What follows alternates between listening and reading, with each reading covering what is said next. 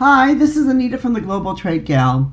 As part of this podcast, I try to talk about things that I think might be interesting to a general audience or to maybe many different people that might even be interested in history. One of the things I want to talk about is rattan furniture, and specifically rattan furniture and its role in Asia and Southeast Asian colonization. Now, many of you that might be out there in the global supply chain, maybe you're traveling Asia, you're not working specifically in rattan, but you might find this a bit interesting because the next time you sit down in a rattan chair, it might make you think a little bit about some of the history of some of the area. Also, too, it shows that there's a lot of history that can also take place in many different types of products. When colonizers, came to new countries, they would try to use the materials that they could find. Global trade was not really that big of a thing, or it took the ships a long time to be able to get over to the countries. There wasn't all the shipping that was going on now. So they had to basically use the materials that they could find to be able to make the products that they wanted or to be able to have the comforts of home. Having been an expat myself, I can tell you, those of us that are expats, one of the things we'll do is we'll really look for comforts of home a lot. And we may congregate a bit towards the comforts of home. It really is kind of a funny thing that you sort of leave your country to go to another country to try to find comforts of home from your own country.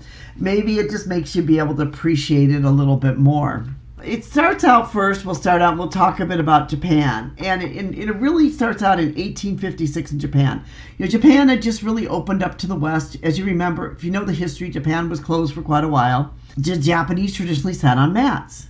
But this caused some diplomatic stir because foreigners came to Japan to negotiate, to talk to the present Japanese government, but then they don't want to sit on a mat. At the same time, do they sit higher than the Japanese emperor? Do they sit higher than the Japanese? Does it mean that they're more important than them? So this really became the problem as to who sits on the mat and who does not.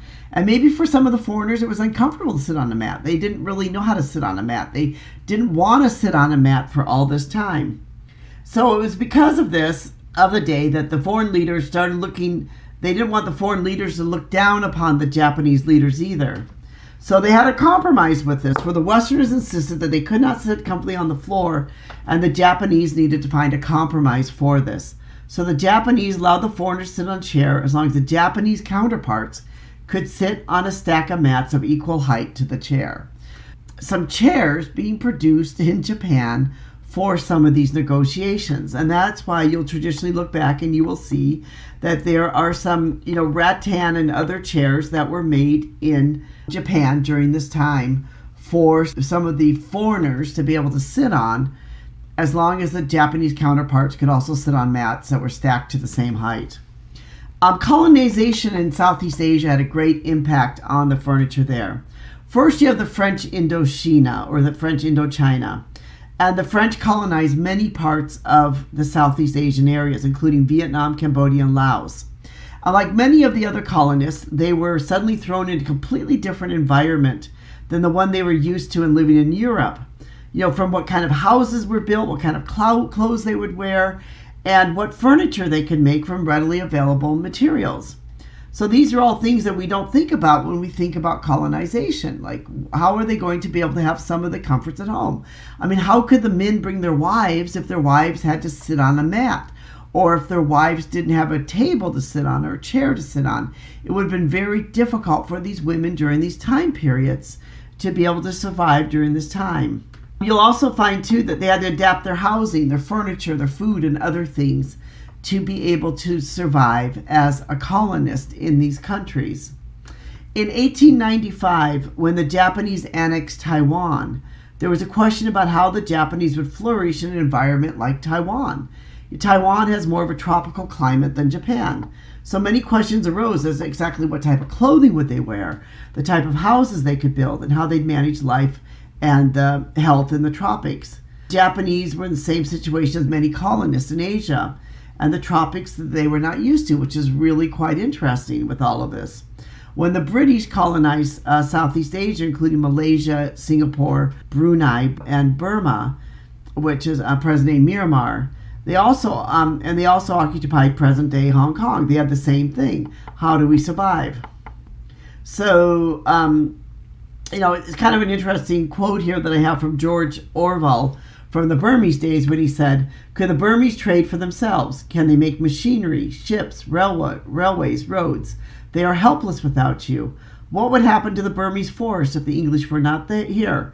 They would be sold immediately to the Japanese, who would gut them and ruin them, instead of which, in your hands, actually they are improved. And while your businessmen develop the resources of our country, your officials are civilizing us, elevating us to their levels from pure public spirit. It is a magnificent record of self-sacrifice." That's kind of how a lot of the colonists at the day saw themselves, as sort of sacrificing themselves to be able to help out these countries. You also had places like a Dutch East Indies Company, which also did a lot of trade in the area, and also the Americans in the Philippines. So when it comes to furniture, many of them began to use different types of material for their furniture. They would maybe use rattan, palm, and bamboo would be some of the furniture they'd use. So maybe they might take a style of a European type of chair, but they might use the materials they could find, rattan, palm, and bamboo, to make that chair.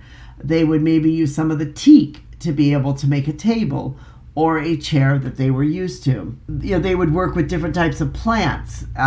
They would weave different type of weaves that they would also be used for their chairs and other type of furniture. And so it's because of this that, today we can find in many parts of Asia these great skills where many villages, especially in a place like Vietnam, for hundreds of years has been weaving baskets, has been making chairs, has been making bamboo furniture, and some of them are more kind of Western style.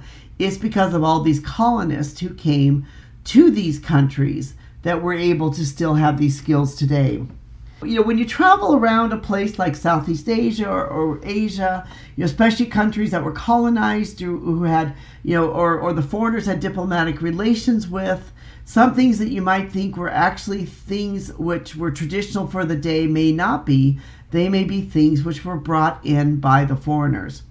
I know that I have in my home in China, I have an old rocking chair. Now, a rocking chair was not something that that Chinese would have traditionally used, but somebody took the wood and they took a mat and they wove the chair and they made an old rocking chair, which probably was made for some mother to be able to rock her baby to sleep at night, and probably a foreign woman who was used to having a rocking chair would have had a rocking chair in Europe or the United States or some other place, who wanted to have that chair when she was living in China.